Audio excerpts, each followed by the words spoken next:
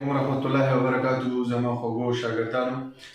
مونږه چې کومه سلسله شروع کړې ده د انګلیش د الفابet په هغې کې مونږ چې کوم دی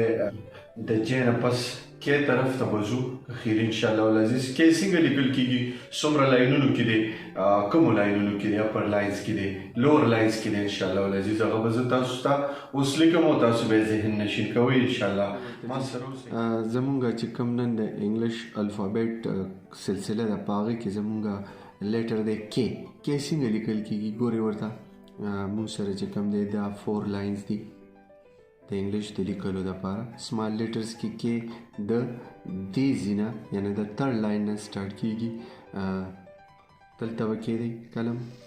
ټاپ لاین ته به ورسئ دا چې کوم دی ایچ فیملی سره تعلق ساتي واپس به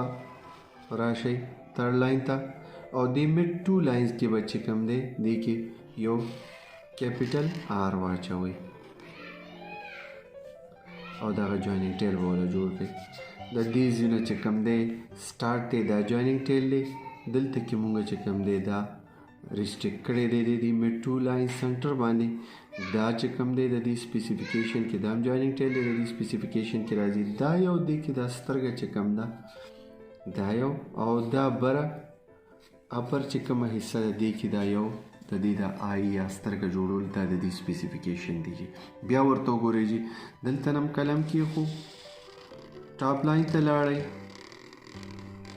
واپس چې کوم دی راغئ تھرډ لاین ته صحیح ده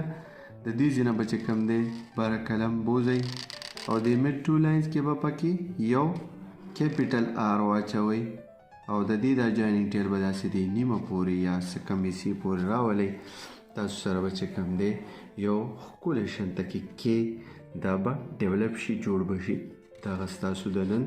د انګلیش د الفابet چې کوم لیسن و ما ستاسو په وړاندې پیش